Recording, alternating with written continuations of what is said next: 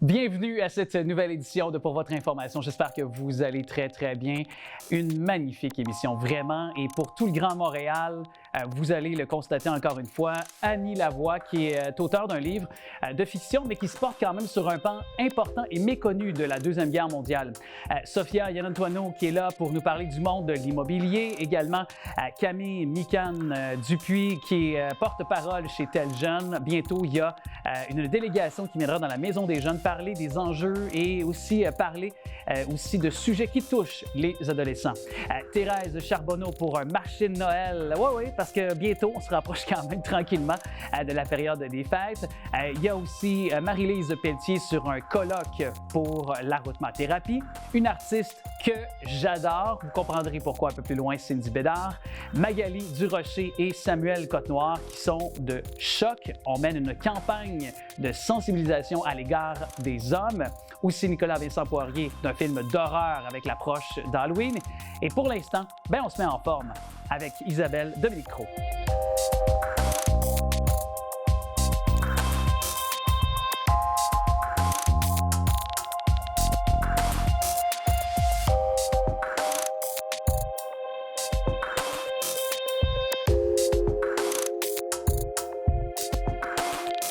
De plus en plus, évidemment, on s'engouffre vers peut-être un chemin moins intéressant de l'automne avec le mois de novembre qui approche. Puis décidément, on n'aura pas le choix peut-être d'aller à l'intérieur ou de faire des choix, en tout cas, qui vont en ce sens pour s'entraîner. C'est notre experte fitness. Sur nos ondes, vous pouvez la découvrir évidemment avec 2 temps 3 mouvements. Puis j'ai toujours recours à elle quand il est question de suggestions d'entraînement. Salut Isabelle Dominique-Cros. Comment ça va? Ça va super bien. Est-ce que tu es du genre, là, le changement d'heure bientôt, puis on le sait que la perte de la lumière, ça a un impact chez toi quand même? Je dirais que je suis plutôt encore dans la phase d'appréciation de quelle belle saison, les couleurs. Tu sais, j'aime beaucoup le mois de septembre, j'aime beaucoup le mois d'octobre, puis on est choyés jusqu'à On a été choyés. Oui. On a été choyés, c'est vrai. C'est vrai, mais il n'en demeure pas moins que, justement, ce temps froid, comme là, on a vu la chute dramatique de la météo en passant d'un 23-24 degrés là, en fin de semaine à des températures beaucoup plus automnales. Qu'est-ce que tu suggères pour un entraînement, peut-être, dans un rythme infernal, justement, jusqu'à Noël, pour nous soutenir, arriver en forme, pour qu'on rentre dans le suit du temps des fêtes, l'entraînement express? Qu'est-ce que tu suggères? Oui, c'est ça. Moi, je trouve que la formule qui nous permet de trouver une façon d'insérer, tu sais, tout le monde dit toujours, je suis tellement occupée. On dirait qu'on dit ça un peu avec fierté parce que c'est comme ça justifie des fois qu'on puisse pas bouger autant qu'on aimerait. Les entraînements express, c'est la formule que moi je propose puis qui fonctionne contrairement à ce qu'on peut penser. Tu sais, souvent, surtout les grands athlètes comme toi, c'est comme 15 minutes. Merci de me dire que je suis un athlète, mais je suis pas un athlète.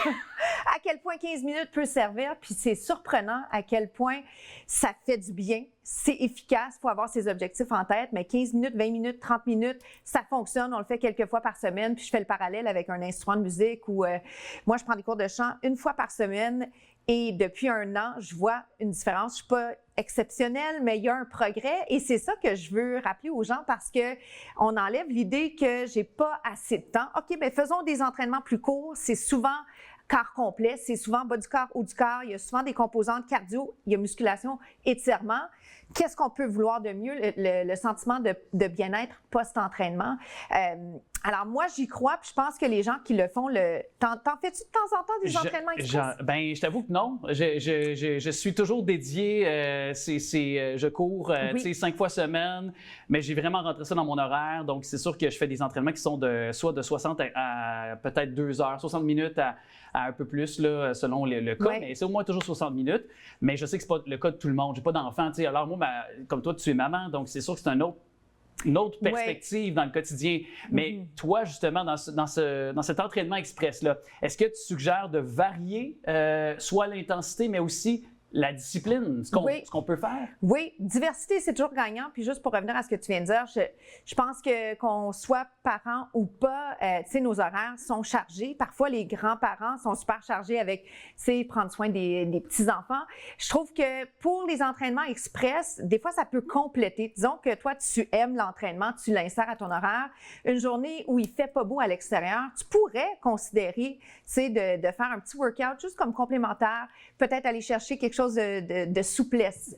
Parce que souvent, la souplesse, c'est ce qu'on délaisse un peu. Puis je fais un petit clin d'œil pour ça. Diversité dans la mesure où si mon intention, c'est, ben là, je dois travailler un petit peu plus de cardio, je peux faire de la musculation, insérer un peu de cardio, des sauts, augmenter mon intensité. Alors, certaines personnes vont dire, ben 15 minutes, c'est pas assez, je peux faire 2 capsules. Il y a plein de contenus. Il y a les miens, 2 temps 3 mouvements que j'aime bien créer, que je crée depuis quelques années déjà, mais il y a plein d'applications, il y a plein de cours en ligne, il y a des cours dans les centres de conditionnement physique. Puis, je dirais, faisons ce qu'on a moins l'envie de faire, parce que souvent, c'est ce qu'on a besoin de faire. Aussi, puis je retiens ce que tu disais parce que, effectivement, parfois, c'est surtout quand on n'est pas habitué d'entrer tout ça dans une routine, de peut-être faire un cours de Zumba, par exemple, de faire quelque chose en groupe. Ça nous permet, avec des amis ou autres, ça nous permet de socialiser tout en ayant une sorte de raison de se déplacer supplémentaire en sachant qu'on va rencontrer des gens ou qu'on va avoir du fun avec une gang. Le côté social, je trouve que d'aller justement, soit cours en groupe, il y a des gens qui aiment ça, qui n'aiment pas ça, mais d'aller vers différents entraîneurs aussi, c'est diversifier les personnes qui nous donnent de la rétroaction parce qu'une personne peut voir quelque chose, quelqu'un d'autre va dire hey, oublie pas, regarde ça. Puis, tu le sais, tu as des coachs aussi très, très nichés. Ils peuvent bien te guider là-dedans. Puis, il y a d'autres entraîneurs qui vont te guider dans d'autres choses. Fait que je trouve que tout est dans tout. Puis, de se permettre d'être débutant aussi. Des fois, ça nous empêche d'y aller parce qu'on est comme des de poche. Oui, parce qu'on se met trop de pression. Oui, on s'en met beaucoup. C'est ça. Puis, au travail, c'est toujours un excellent exemple, mais de se mobiliser le groupe de travail sur les heures de lunch. Excellente idée, oui. Ou un moment, ça aussi, ça peut être très, très, je pense, le fun de pouvoir le faire aussi. Ça crée un esprit d'équipe aussi par la suite. La productivité sans trop, c'est prouvé. Là, il y a des études qui le démontrent. Fait que ça peut vraiment aider. Puis on le ressent, hein? T'es-tu d'accord? À chaque fois qu'on fait un entraînement, écoute, on est craqué pendant quelques heures au moins. L'énergie s'en trouve effectivement renouvelée. Merci d'être passé, de nous donner ces idées. J'apprécie énormément. Puis on se met à l'entraînement. Et tu as un talent vocal? Bon, ben on se fait un band, une chorale. Certainement. Dernière émission, on va chanter des cantiques de Noël. Parfait. Défi. Parfait. À bientôt. Salut. La petite fille de Lebensborn, c'est un roman qui nous offre une histoire prenante et vraiment savamment scénarisée. C'est une œuvre de fiction basée sur des événements qui sont historiques réels de la Deuxième Guerre mondiale, peu connus d'ailleurs. J'ai l'occasion de recevoir l'auteur avec moi et c'est Annie Lavoie qui est là. Bonjour. Bonjour. Pourquoi ça a été pour toi, disons, une évidence qu'on voulait s'attarder à ce sujet à travers une œuvre de fiction quand même, pour la plupart des éléments qui sont relatés, mais parce que le Lebensborn, c'est peu connu, je pense, des gens là, en lien avec ce qui est arrivé dans les événements de la Deuxième Guerre mondiale. Oui, effectivement. C'est la raison principale pourquoi je voulais en parler, justement, parce qu'on en a tellement peu entendu parler des Lebensborn. Puis quand je me suis renseignée là-dessus, puis que j'ai lu là-dessus, je me suis rendu compte que ça touchait des centaines de milliers d'enfants, puis qui n'avaient pas leur place dans l'histoire. Donc moi, je voulais essayer d'apporter un peu à travers la fiction, mais cette part de réalité-là, donner un peu de visibilité à ces victimes-là. Puis peut-être, justement, concrètement, l'expliquer aux gens, parce que comme ça fait partie aussi intégrante de l'intrigue du livre, je pense que c'est important aussi de bien vulgariser, de prendre le temps de dire ce que c'est Lebensborn, justement. Là. Oui, les Lebensborn, c'était des maternités nazies. Donc, c'est des maternités qui ont existé pendant la Seconde Guerre mondiale, qui ont été créées là, par les Allemands. C'était à la fois une maternité, mais aussi un orphelinat. Donc, il y a beaucoup de femmes, de militaires ou même de maîtresses de militaires qui venaient là, pour accoucher à cet endroit-là. Puis, il y en a beaucoup qui ont laissé leurs enfants là, dans les orphelinats pour être adoptés. Et l'orphelinat était utilisé pour endoctriner là, les jeunes enfants qui sont considérés comme la relève du Troisième Reich. Donc, c'est pas n'importe qui pouvait être dans les Lebensborn. C'était vraiment ceux qui étaient considérés comme ariens. Comme cette supposément race parfaite, là, ou presque, là, les cheveux blonds, yeux bleus, notamment, là, comme on a entendu parler, là, qui était véhiculé là, par ce mouvement nazi là, durant les années 40, là, le 39-45, l'Axe, là, mais je sais que ça a commencé au milieu des années 30, là, avec les premiers pensionnats et tout ça. Donc, évidemment, acte ignoble, on peut s'entendre, même si le mot est faible. Est-ce qu'il y a une part, parce que je comprends, vous avez fait des recherches, là, bien sûr, là, de manière quand même assez touffue, exhaustive, pour en arriver à pouvoir construire puis à sortir certains éléments qui sont quand même arrivés de certains personnages aussi, mais quelle est la part disons, de réalité de fiction dans le livre, là, justement? La part de fiction, c'est le personnage principal. Donc, Annalise, elle n'a pas existé en tant que telle, sauf qu'elle représente quand même les centaines de milliers d'enfants qui ont vécu cette histoire-là. Tout ce qui concerne les Lebensborn, tout ce qu'il y a autour des Lebensborn est réel. Oui. Est-ce que justement c'était pour vous, pour toi, de rendre hommage un peu à ces enfants-là? Est-ce qu'il y avait une part de volonté aussi de raconter leur histoire qui était peu connue, justement? Oui. Ouais. Je voulais vraiment essayer comme je disais, là, de leur apporter le plus de visibilité possible parce que je considère que chaque victime mérite autant d'attention que possible. Donc, pour moi, c'était très important de leur offrir une visibilité, là, qu'elle soit petite ou grande, là, à petite échelle ou à grande échelle. Et je ne veux pas faire de mauvais amalgames, je ne veux pas non plus comparer des époques qui ne le sont pas, mais quand on voit des tensions à travers le monde, des enfants qui, dans ce conflit, notamment du côté d'Israël, la bande de Gaza, on se rend compte qu'on n'est pas si loin d'une certaine époque, de cette époque-là, à certains égards, là, évidemment, puis loin dans ma tête de vouloir comparer, là, c'est des choses qui sont différentes, des conflits qui sont différents pour des raisons différentes, mais n'en demeure pas moins que c'est encore un sujet qui peut être, à certains égards, d'actualité, là, ce qu'on voit actuellement comme conflit à travers là. Moi, je ne sais pas si tu y vois aussi un lien peut-être un peu à certains... quand même? Tout à fait. On dirait que l'histoire se répète. Je dirais qu'on le voit surtout avec la guerre en Ukraine, parce qu'il y a beaucoup d'Ukrainiens qui ont été déportés vers la Russie, donc beaucoup d'enfants qui ont été séparés de leur famille. Donc, on dirait que malgré les époques, malgré les conflits, on n'apprend pas de nos erreurs. Un livre qui, en tout cas, qui est, ma foi, bien intéressant. Puis, évidemment, on est en mesure de aussi communiquer avec deux générations. Ça aussi, c'est une conversation, si on peut dire, à travers le temps, parce qu'on part en 1943, mais par la suite, on suit le personnage principal jusqu'en 2013 qui se ramène du côté de Montréal. Donc, ça, j'imagine non plus, c'était pas banal de l'amener à notre époque pour donner une perspective, une rétroaction, disons, sur les moments du passé, dans votre intrigue, dans la façon de bâtir les choses. Oui, bien, la première raison pourquoi je l'ai fait, c'est que l'histoire avait besoin d'explication. J'avais besoin que le personnage puisse expliquer, sans tomber dans une narration qui était lourde pendant qu'on racontait l'histoire, que le personnage puisse expliquer exactement le contexte historique de tout ça. Puis, moi, je me suis très attachée à mon personnage, puis j'avais besoin de confirmer que malgré tout ce qu'elle avait vécu, à la fin, elle avait quand même vécu une belle vie, puis qu'elle était en sécurité jusqu'à la fin. Puis c'est ce qu'on disait aussi, c'est qu'il y a de moins en moins de gens qui ont vécu la guerre, que ce soit les soldats, des enfants qui ont vécu ce genre d'actes-là, qui sont là pour le raconter à travers le temps qui passe. Malheureusement, plusieurs sont décédés. Donc, c'est de donner un peu la parole, de conserver un peu ces vestiges-là, mais de pouvoir raconter justement ce genre d'histoire-là. Parce que vous donnez, je trouve, une sorte d'humanité à ces gens-là. Puis à travers ce livre-là, j'invite les gens à découvrir à travers votre intrigue. Alors, invitation à découvrir La petite fille du Lebensborn. Annie Lavoie, merci beaucoup d'être passée. Merci beaucoup pour l'invitation.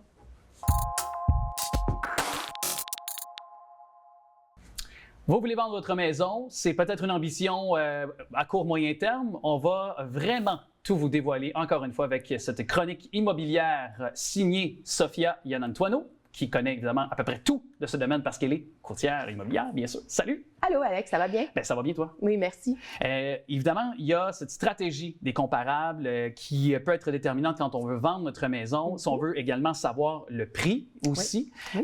Donc, l'importance tout d'abord d'utiliser ces comparables des 12 derniers mois là, pour une évaluation qui peut être, disons, réaliste. Là. Oui, exact. Mais la raison, je trouvais c'est intéressant de discuter de ce sujet-là, c'est parce que des fois, quand on va visiter des gens qui disent « bien, je pense à vendre à court et moyen terme », bien là, qu'est-ce que, tu sais, ça va être quoi le prix? Puis des fois, ils ont des amis qui habitent dans l'ouest de l'île de la ville, il y en a qui sont dans le nord, puis la maison, elle ressemble un petit peu à la mienne, donc je pense que je peux aller chercher tel montant.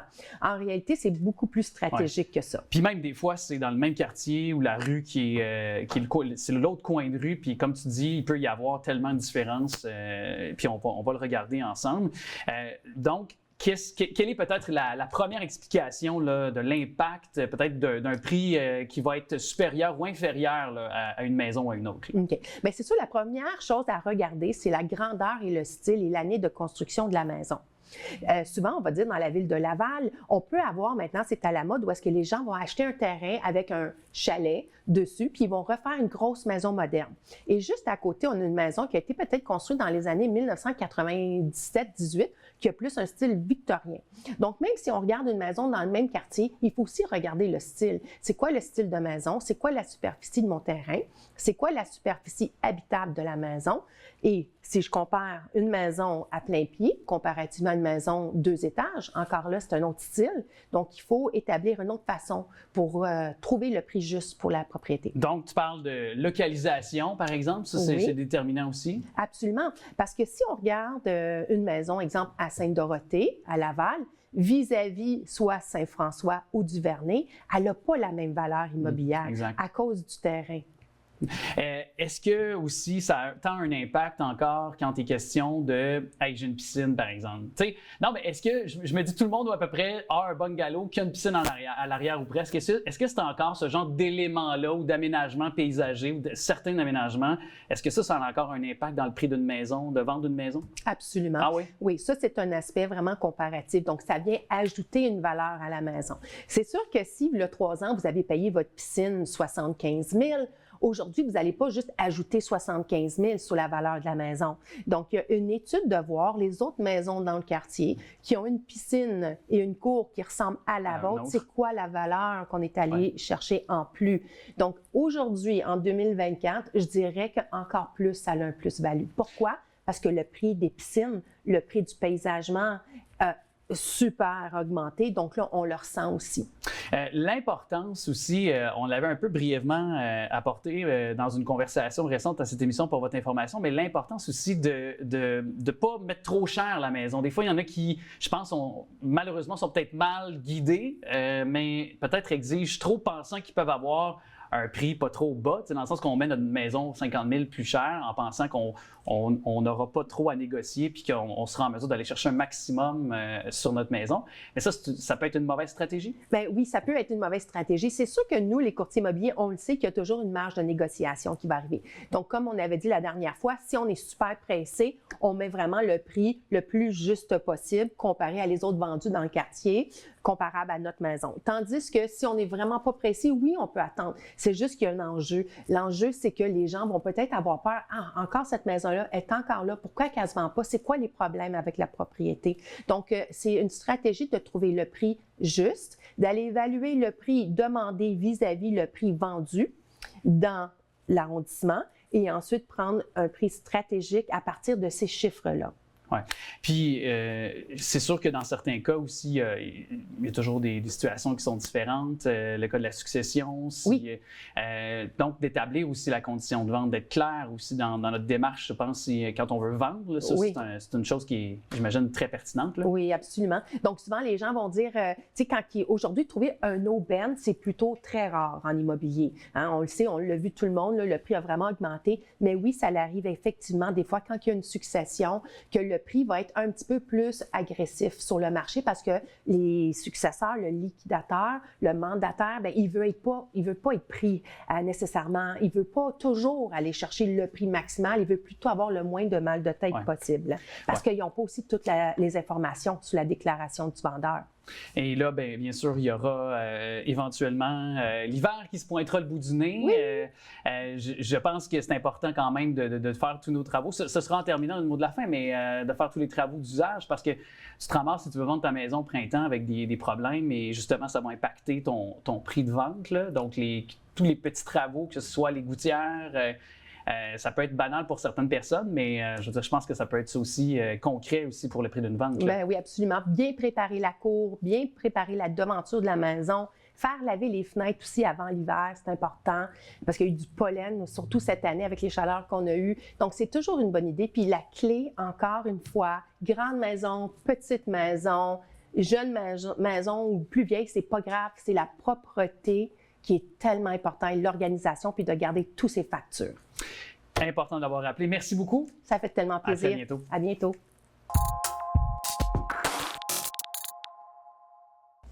Tel Jeune est là depuis plusieurs décennies pour aider nos jeunes, les parents également pour mieux accompagner justement nos ados.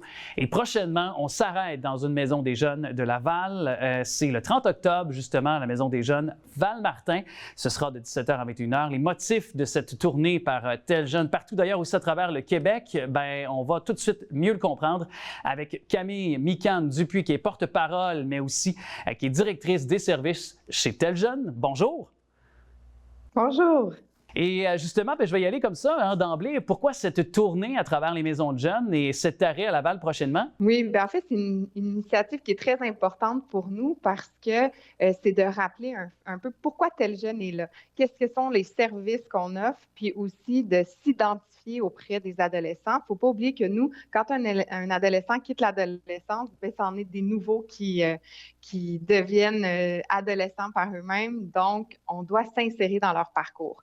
Et pour ça, on doit toujours renouveler un peu les initiatives là, qu'on prend. Puis la tournée, ça en est une. Comme ça, une nouvelle façon de faire, avec le souci aussi de se déplacer dans les différentes régions du Québec, là, comme tu l'as bien dit. Ouais. Les enjeux, les sujets qui seront discutés avec les jeunes lors de votre tournée, puis justement, si on pense au 30 octobre chez nous à Laval? En fait, l'objectif de la tournée aussi, c'est d'avoir du fun. Fait que c'est de donner de la visibilité à Tel Jeune, mais lorsqu'on se déplace dans les différentes villes, on a 2 animateurs qui sont là pour faire des activités ludiques, activités, défis sportifs, etc. Puis par la bande, parler des services, parler de la vocation de Tel Jeune. Donc, c'est un peu ça qui peut être attendu. Puis en plus, pour vous à Laval, vous avez la chance d'avoir Zoé Duval qui va être présent, un de nos ambassadeurs à Tel Jeune, donc un créateur de contenu humoristique. Fait que doublement une bonne raison là, de venir participer le 30 octobre prochain. Donc si je comprends bien, à une journée d'Halloween, ça va être thématique Halloween, là, ce qui va être lors de cette soirée-là proposé comme activité, je pense, un peu thématique, là, ouais?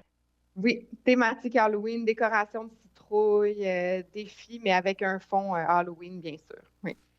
Et puis, quand on pense, par contre, à Tel Jeune, on a quand même, je pense, une bonne idée de ce que c'est Tel Jeune, parce que nous-mêmes, peut-être en tant qu'ados, maintenant parents, on a peut-être eu besoin à un moment donné de Tel Jeune. Mais à travers justement les décennies, puis je trouve ça important de l'amener pour les gens qui sont maintenant devant le téléviseur pour être témoins de notre conversation, c'est que les enjeux n'ont pas tant changé à travers les époques. C'est les mêmes questionnements, c'est-à-dire l'intimidation, par exemple, c'est un sujet qui est toujours présent chez nos jeunes, puis que vous répondez à des appels de jeunes qui vous appellent à ce sujet. Oui, tout à fait. En fait, on dit qu'on a 3 grands sujets à Tel Jeune. On a tout ce qui touche la santé mentale, donc les questions d'isolement, de stress, d'anxiété. On va avoir les questions qui touchent la sexualité, puis les questions qui touchent les relations, donc les relations amoureuses, les relations familiales, les relations aussi avec les amis, donc de là aussi où on peut penser au thème de l'intimidation. Ce qui change pour nous, c'est plutôt le contexte dans lequel ces problématiques-là vont se présenter. Parler d'intimidation, on peut penser à la cyber-intimidation.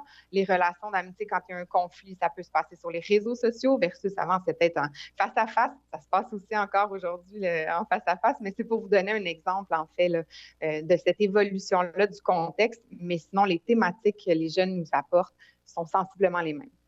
Puis, je trouve ça important aussi de rappeler que le service Tel Jeune, évidemment, bon, c'est confidentiel, bien entendu, mais lorsqu'on appelle, lorsqu'on a recours au service, c'est un être humain qui est derrière aussi, qui nous répond parce que je pense qu'il y aura dans toutes les circonstances, quand on est en détresse, toujours ce besoin pour l'être humain de pouvoir converser avec un être humain, de pouvoir être écouté par un être humain qui est bien sûr, dans le cas de Tel Jeune, bien au courant, qui est bien aussi formé pour répondre à différentes questions. Puis ça, je trouve que c'est important pour encore mieux inciter les jeunes à appeler si jamais ils se sentent dans le besoin. Oui, parce que nous, c'est important. Le service d'intervention, c'est un service professionnel, donc offert par des intervenants en relation d'aide. Et certainement, c'est des gens formés pour pouvoir accompagner les jeunes, pour voir plus clair dans la situation difficile qu'ils traversent. On parle souvent de détresse, mais on est aussi là pour les questions, les petites questions, comme on dit. Donc, nous, on ne fait pas de gradation dans les raisons d'appel.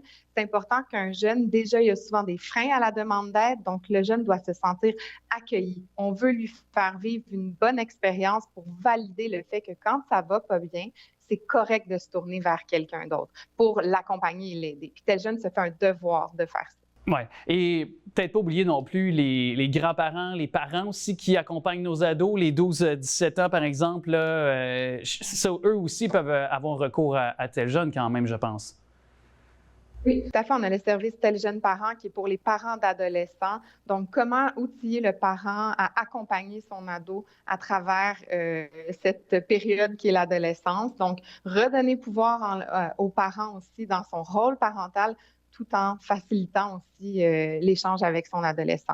Donc, on a des intervenants aussi qui sont là pour répondre à ces parents-là. Oui, en tout cas, bravo pour cette belle tournée à travers le Québec. Je suis certain que les jeunes seront ravis de cette rencontre avec Zoé Duval, qui est justement une de ces personnalités qui peut bien incarner, bien comprendre ce que vivent nos jeunes aussi, comme peut-être, disons, problématiques à leur, ou différentes, aussi quêtes identitaires à leur âge. Alors, ce sera intéressant de pouvoir nouer un contact avec lui et la gang également, bien sûr, de Tel Jeune, donc le 30 octobre. Et ce sera du côté de la Maison des Jeunes Val-Martin, chez nous en territoire lavallois, dès 17h. Merci à vous. Merci beaucoup. Halloween n'est pas encore passé et on pense déjà à Noël. Ben oui, mais déjà, les albums de Noël sont lancés. Les organismes aussi qui travaillent activement pour amasser des fonds et bien sûr aussi des marchés de Noël. Et un qui m'intéresse pas mal parce qu'en plus, j'adore les marchés de Noël, faire de belles découvertes. Et quand en plus, c'est pour donner des fonds à des organismes de bienfaisance, je pense que doublement, on se sent interpellé durant cet appel annuel à la grande générosité du temps des fêtes. La Valloise et la Lavallois, vous êtes toujours présents. Et on parle du marché de Noël, justement, qui est mené par la Société Saint-Vincent-de-Paul, secteur de conférence Saint-Martin. C'est Mme Thérèse Charbonneau, qui est une des dirigeantes de ce marché de Noël, qui est avec nous pour en jaser. Bonjour. Bonjour, Alexandre. Ça s'en vient prochainement, 2-3 novembre. Combien d'artisans on pourra voir cette année? On a 37 artisans de tout genre, autant ébénisterie, bijoux, lainage, couture. Vraiment une panoplie, là. Une panoplie d'artisans, là. Et là, précisons aussi que c'est un nouveau lieu cette année, je pense aussi. Oui, cette année, c'est à l'église, au sol de l'église Saint-Pie-X, qui est au 1065 Pie-X à Laval. Anciennement, on était à Saint-Martin, mais là, la demande était grande d'artisans, donc on a changé de lieu parce que c'est plus grand. Alors, on se réjouit. Puis rappelons, je le disais dans mon introduction, mais que les fonds amassés, la grande majorité, j'ai l'impression, donc, vont aller pour continuer vos opérations, là. 100% des fonds amassés s'en vont pour la Saint-Vincent-de-Paul. D'ailleurs, il y a plusieurs sociétés Saint-Vincent-de-Paul sur le territoire lavallois, on le sait. Est-ce qu'il y a des particularités pour la conférence Saint-Martin qui est rattachée peut-être avec la réalité, les besoins aussi? C'est qu'on est la plus grande conférence de l'ouest de Laval. On dessert 3 paroisses finalement. Et la demande augmente à chaque semaine. Quelle paroisse, juste comme ça, que vous desservez? C'est Saint-Martin, anciennement Saint-Pie-X et Saint-Urbain. OK. Donc, c'est quand même assez un grand territoire. Vous avez dit les besoins sont criants. C'est ce qu'on entend beaucoup. Est-ce que vous pouvez l'imager ou peut-être le démontrer de manière supplémentaire là, pour les gens qui nous... On pourrait, si on avait les moyens, on pourrait ouvrir une dizaine de nouveaux dossiers par semaine, mais la réalité nous... Vous oblige un peu à restreindre un peu. Exactement. Et quand vous parlez de dossiers, bien sûr, c'est des familles, c'est des gens? C'est des demandes, que ce soit des nouveaux arrivants ou des gens qui ont perdu leur travail ou qui n'y arrivent plus, puis là, ils viennent nous voir parce que nous, on fait un dépannage alimentaire. C'est ça. Important de le rappeler parce que c'est donc un dépannage alimentaire. C'est pas nécessairement chaque semaine. Là. C'est pas hebdomadaire. Là. Non, c'est quoi? C'est une fois par 2 mois. Une fois par 2 mois, OK. C'est ça. Qu'ils ont droit de venir nous voir là, pour avoir le dépannage. Et quand on parle de dépannage, on pense à dépannage alimentaire, on a une bonne idée, je pense, mais si quelqu'un veut ouvrir un dossier, justement, une famille qui est peut-être est à l'écoute, perte d'emploi, on ne sait jamais quand ça peut survenir aussi. Est-ce que, donc, on frappe à votre porte? Comment ça peut fonctionner? Puis, ultimement, peut-être, quoi? On reçoit plusieurs sacs de nourriture, des bons d'achat? Oui, c'est ça. Les gens doivent appeler à la Saint-Vincent-de-Paul et prendre rendez-vous. Ils laissent un message. Moi, je les rappelle. Je décortique un peu leur demande. Et après ça, ils ont un rendez-vous. C'est toujours ce rendez-vous. C'est le jeudi après-midi, mais ce rendez-vous seulement. Oui, et par la suite, donc, selon les besoins, vous évaluez un peu, si j'ai l'impression, justement, c'est du cas par cas toujours, là, dans tous les cas, là, c'est ça? C'est ça. Évidemment. Là, le temps des fêtes s'en vient, là, je veux dire, on l'évoquait avec le marché de Noël. J'imagine aussi qu'il y aura une augmentation pressante aussi des gens. Donc, en tout temps, les gens qui peut-être se sentent investis de vouloir contribuer à la Société Saint-Vincent-de-Paul peuvent le faire. Oui. Monétairement, mais bénévolement aussi? Surtout monétairement, parce qu'on est déjà une belle équipe de bénévoles. Parce que, étant donné qu'on fait l'aide alimentaire le jeudi après-midi, j'ai déjà des équipes préétablies à chaque semaine. Les besoins, c'est lorsqu'on fait le marché de Noël, la journée avant. Donc, cette année, le 1er novembre, on a besoin de préparer le site, monter la salle, faire les décorations, puis tout ça, préparer toute la salle. Donc, c'est là qu'on a besoin de plus de bénévoles. Donc, puis on aura besoin pour la guignolée après, le 17 novembre. Oui, pour confectionner les paniers, justement, pour être acheminés durant la période des fêtes, là, évidemment, pour que les gens aient des vives pour Noël, avoir un sourire, un bonheur aussi. Bien, merci de contribuer. Puis, évidemment, tous les liens sont au bas de l'écran pour savoir le lieu, repérer aussi à nouveau les dates, quand même 2 et 3 novembre. Et puis, félicitations pour cette implication de tous les instants. Oui, dans cette période qui approche des fêtes, avec le marché de Noël aussi, mais d'aider nos familles depuis tellement d'années. Merci beaucoup. Merci.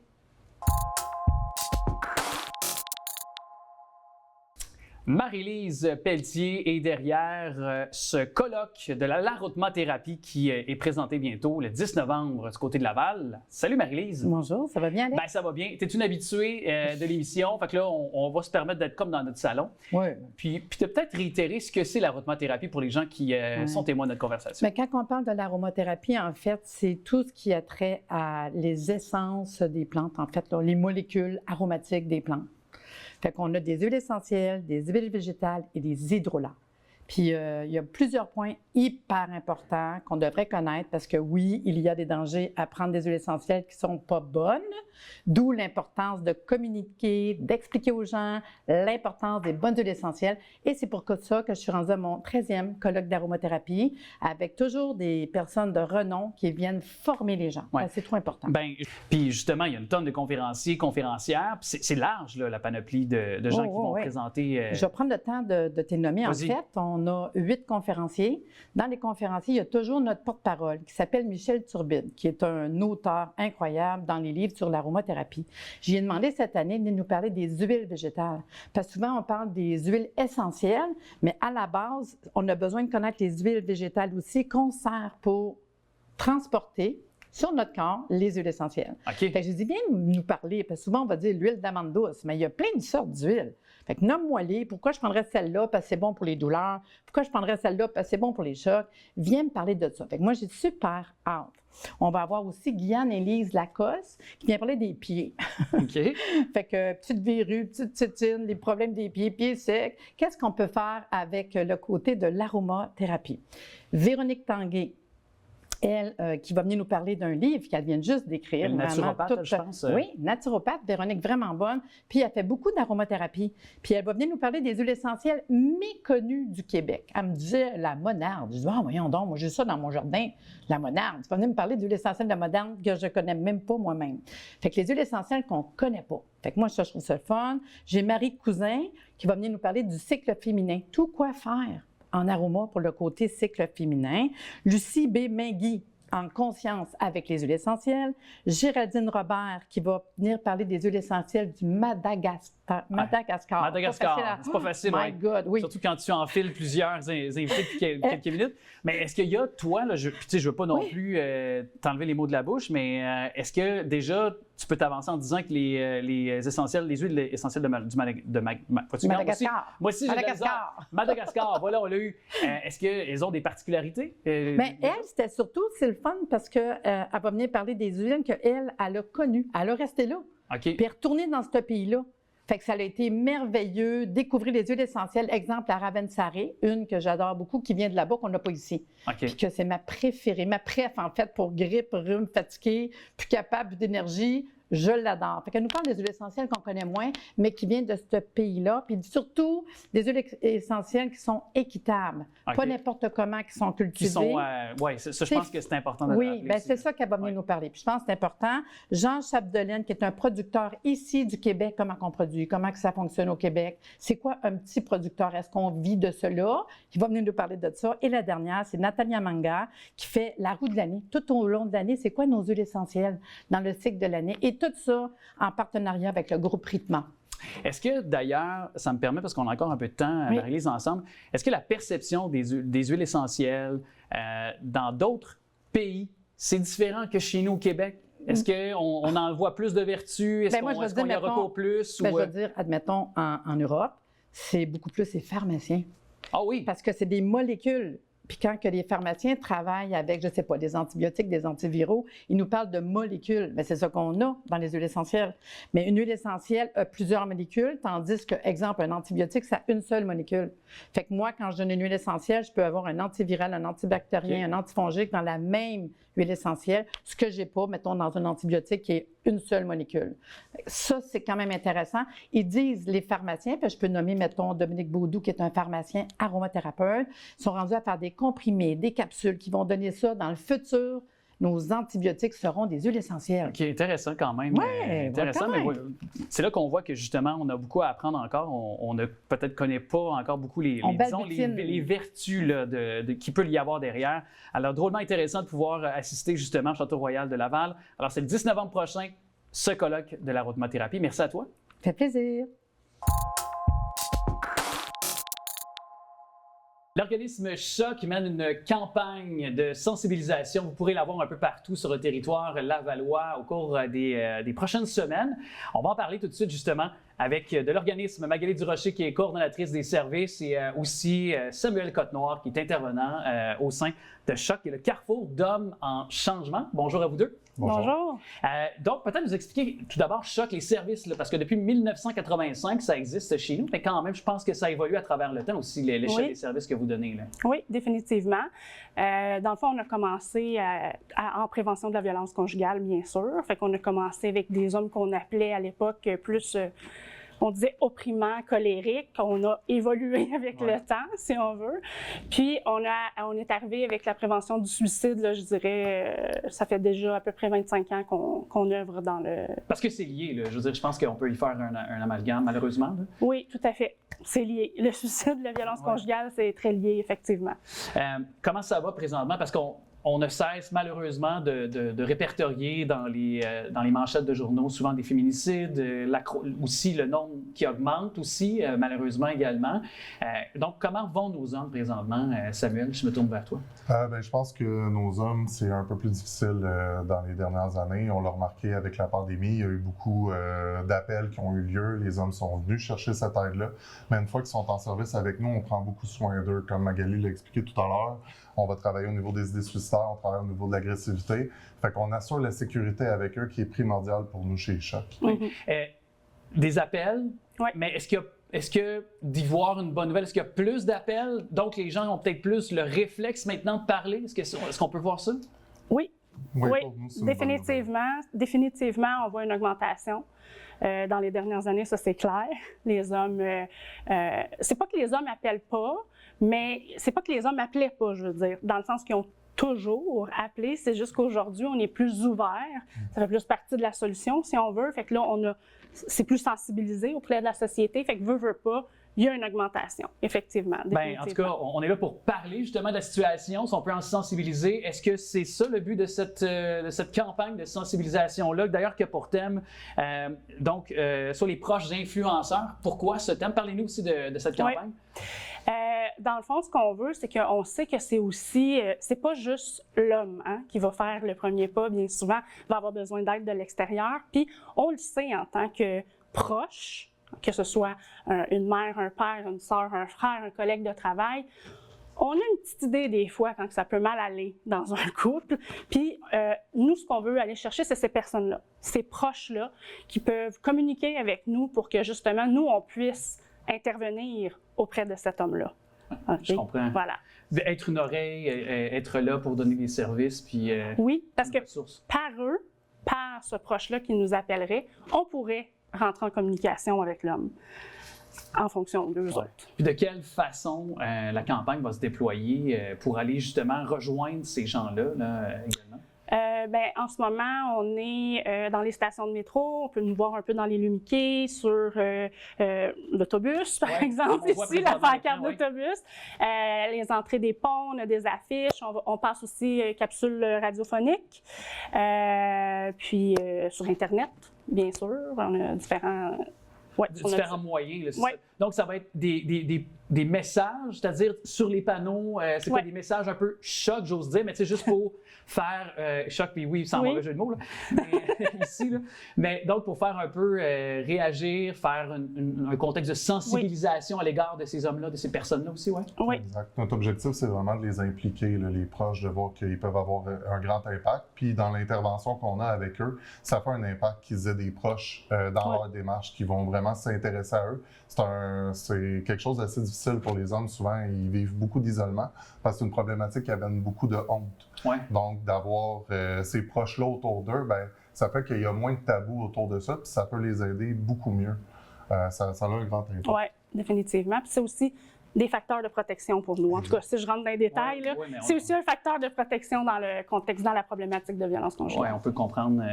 Si on peut prévenir, justement, en éviter, c'est un peu ça le but derrière. Oui.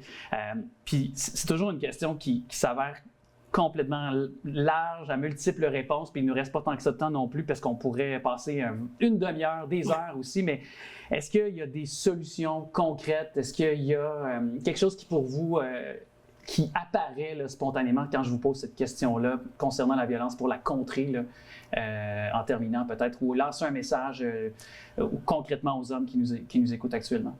Je dirais, en fait, pour la contrer, on travaille vraiment à l'arrêt. Quand on vit des émotions qui sont négatives et qu'on les renvoie sur quelqu'un d'autre, il faut vraiment aller faire de l'introspection sur soi. Puis c'est pas quelque chose qui est facile, mais de demander de l'aide pour le faire, ça fait vraiment une grande différence.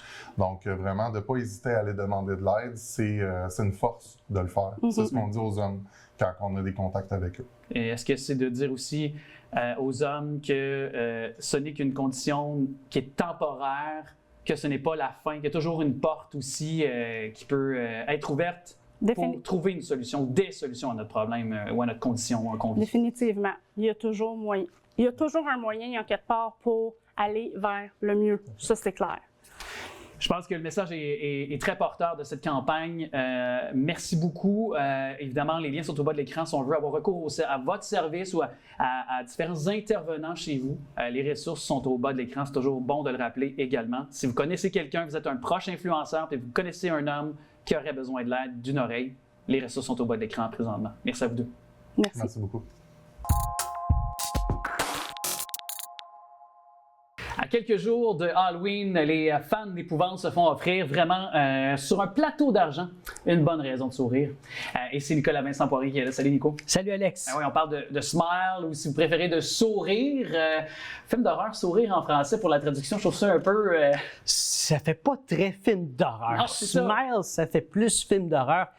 Et quel bon film d'horreur que c'est. C'est un film que j'ai adoré autant que le premier. Et vraiment, Smile, ce que j'aime beaucoup de ça, c'est que pour le 2, là, il y a une bonne dose. Tu sais, des films d'horreur, des fois, c'est très gore ou il n'y en a pas du tout et c'est beaucoup plus des esprits, des fantômes. Et là, il y a un bon équilibre entre le gore et les jump scares, comme on dit, là, les moments où on sursaute, ainsi que les moments avec... C'est pas des fantômes dans ce cas-là, c'est plutôt une entité c'est un peu psychologique, là. Exactement, c'est une entité qui rentre dans notre tête une fois qu'on voit une autre personne possédée faire un acte violent. Je dirais pas le mot en ondes parce que bon. Et ensuite, on pourrait, OK, c'est pas comme les réseaux sociaux, on peut dire, une fois que la personne, quand on voit quelqu'un se suicider et que la personne a cette entité-là, eh bien, on l'attrape. Et qu'est-ce que ça fait? Ça fait qu'on devient fou, on délire, on voit des choses. Et qu'est-ce qui se passe 6 jours après? Bien, on finit par faire la même chose, mais devant quelqu'un d'autre. Et le but de la chose, c'est que cette entité-là se propage. Un peu comme continue à survivre. Là. Exactement, un peu comme un virus. Là. Et d'ailleurs, dans le même genre, pour ceux qui l'ont vu, It Follows en 2014, quel film excellent. Ou ceux qui l'ont pas vu, It Follows, et qui ont aimé Smile, je vous le conseille fortement, et vice-versa. Vous avez vu It Follows, vous n'avez pas vu Smile. Bref, c'est 3 films qui sont excellents ensemble. Mais toi qui aimes le genre, hein, c'est pas pour ceux qui sont des habitués de cette chronique, qui savent que tu aimes les films d'horreur. Je ne sais pas si tu es en mesure d'être d'accord avec moi, mais dans le cas de Smile, de Sourire, quand arrive un premier film, évidemment, c'est d'installer le genre, Oui. comme on l'a fait avec Décadence, par exemple, comme on l'a fait avec d'autres films d'horreur dont il y a eu plusieurs suites. Et avec le 2, moi, j'adore cette thématique-là qu'on exploite. Et on a été en mesure de pouvoir, je pense, établir un nouveau genre de film d'horreur. Je ne sais pas si tu es d'accord avec moi, mais en sens où je trouve qu'on s'impose avec ce film-là. Oui, absolument, Alex. Puis d'ailleurs, les films d'horreur, c'est parmi les seuls films au cinéma encore où on voit des concepts originaux. Les films d'action, les films de science-fiction, c'est des remakes, des reboots, des suites, etc. Bon, Smile 2, bon, oui, en effet, c'est une suite, mais reste que le premier, en 2022, avec un petit budget de 17 millions de dollars, a eu 217 au box-office. Un film d'horreur, ça coûte pas cher et ça rapporte, ça peut rapporter énormément et c'est pour ça qu'on est prêt à prendre des chances avec des nouveaux concepts. Et celui-là, vraiment, le Park Finn, le réalisateur et scénariste, c'est lui qui a fait le 1 et le 2. C'est basé sur un de ses courts-métrages, bon, du même thème, évidemment. Et ce type de film-là, on peut dire que c'est un film d'auteur. Parce que, bon, c'est le réalisateur, c'était sa vision depuis des années, son projet, et que finalement, c'est lui qui a poussé pour que le film soit en salle en 2022. Smile, en 2022, au départ, c'est censé seulement être en streaming, et finalement, avec le test, le public test ont tellement apprécié que finalement, ça s'est rendu au cinéma et quelle bonne chose. Et Naomi Scott, est-ce qu'on peut en parler de sa performance? Elle est excellente. Elle est tellement bonne dans son rôle. Vraiment, là, difficile à imaginer. Bon, il y a quelques années, c'était la princesse Jasmine. Maintenant, c'est ça. Elle est tellement bonne dans tout ce qu'elle fait. Tout ce que je l'ai vu dedans, elle est excellente en tant qu'actrice et... évidemment, j'espère pour Smile, qu'il va avoir une suite et évidemment qu'il va en avoir une suite. Je pense qu'avec la réponse, on a vu dans ces premiers moments au box-office les recettes qui sont encore au rendez-vous. Puis en octobre, c'est encore un genre de l'horreur. Les propriétaires de salles de cinéma, j'en connais un de mes amis, Guillaume Venn, me disant encore à quel point c'est les films qui sont les plus populaires au mois d'octobre de par les cinéphiles. Ça fonctionne encore, les films d'horreur. Ça fonctionne encore et ça va toujours fonctionner, Alex, parce que l'argent est au rendez-vous, premièrement, puis deuxièmement, ça attire les foules. Même l'été, des films de Conjuring, la Conjuration, le premier film en 2013 est arrivé durant l'été. L'été, c'est le temps des gros blockbusters. Comment un petit film d'horreur que personne ne connaît, c'était pas une franchise dans ce temps-là, était capable de faire compétition avec des gros blockbusters. Donc, les films d'horreur, il n'y a pas de problème, il va toujours avoir de la place au box-office pour ça, et particulièrement juste avant l'Halloween. Et là, il nous reste un peu de temps, mais déjà, on peut se projeter pour la semaine prochaine parce que tu vas nous parler de Venom. C'est une des grosses sorties du mois d'octobre et de l'automne, ça aussi, là. Oui, tout à fait. On aurait pu penser que ça aurait été Joker 2. Oui. On aurait pu, mais bon...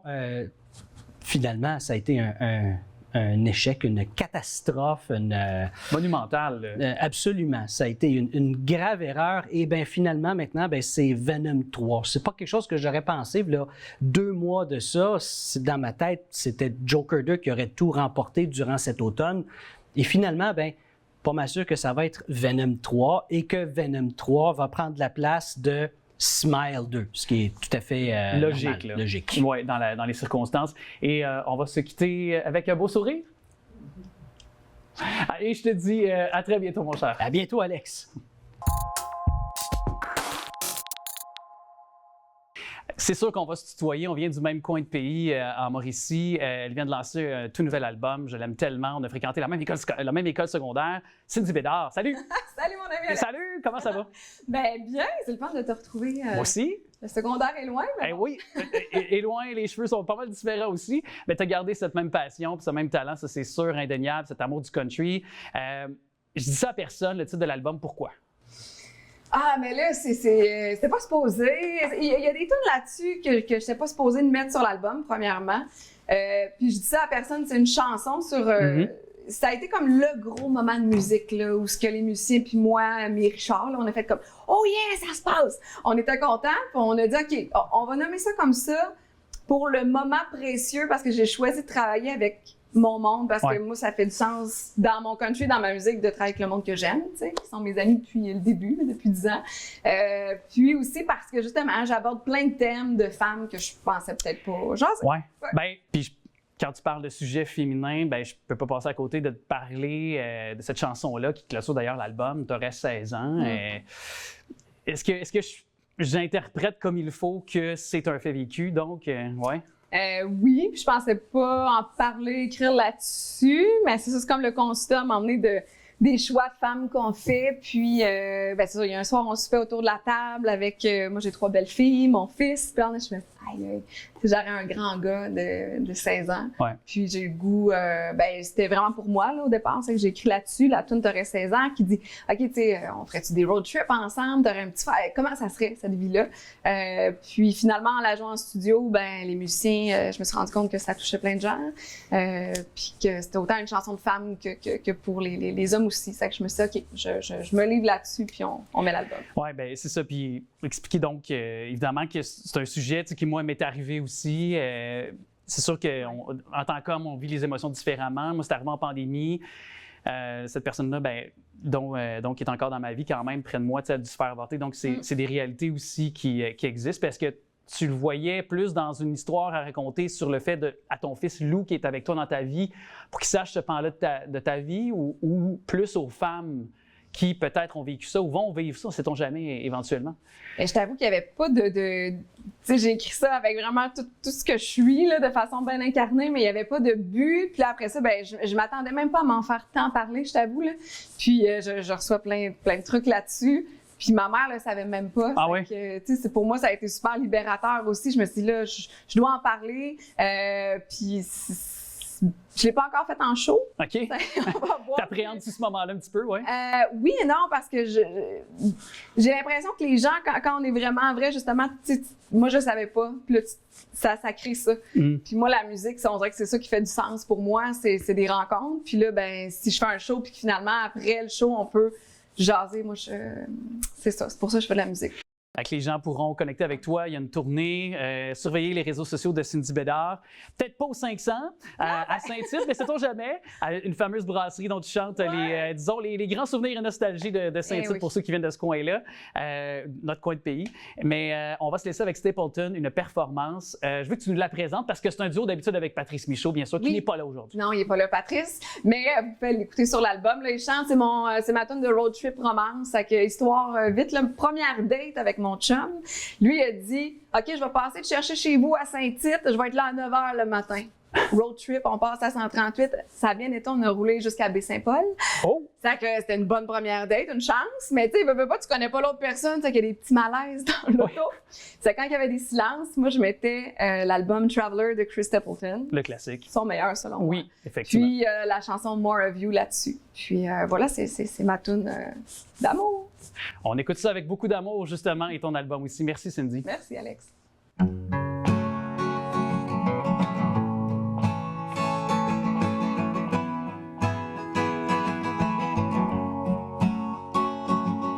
Stapleton joue dans le tapis, la nuit est chaude, j'ai envie de rien d'autre que toi ici. Je sais pas où ça mènera, mais tant que c'est loin, c'est bon pour moi. Il y a quelque chose dans ta voix quand tu chantes moi. Oh,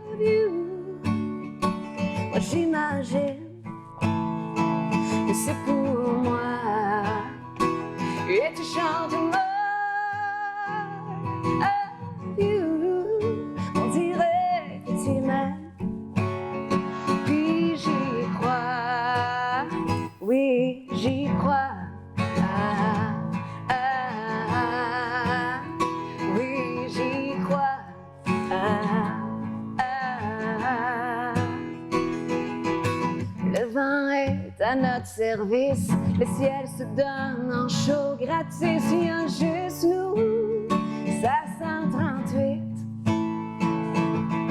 Je sais pas d'où tu sors comme ça, mais t'es pas comme les autres quand il y a quelque chose dans ton karma. Quand tu chantes More of You, moi j'imagine que c'est pour moi. Et tu chantes More of You, on dirait que tu m'aimes. Puis j'y crois, oui j'y crois. Ah, ah, ah, oui j'y crois. Ah, ah, j'ai une goût d'être capitaine à mourir. Dis-moi qu'on va jamais revenir. Dis-moi que tu y crois, que tu y crois. Quand tu chantes More of You, moi j'imagine que c'est pour moi. Et tu chantes More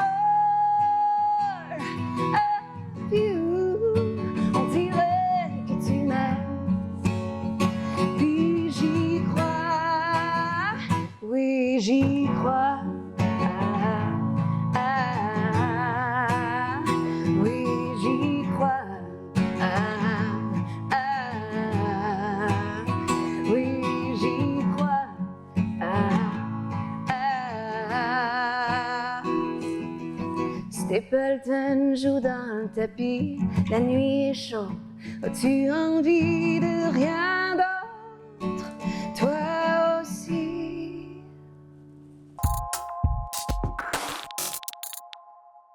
Je vous remercie d'avoir été là. Vous voulez rattraper des entrevues, le contenu de cette émission, très simple pour nous trouver. Allez sur notre chaîne YouTube. Des questions, des commentaires, on est toujours ouvert justement à ceux-ci.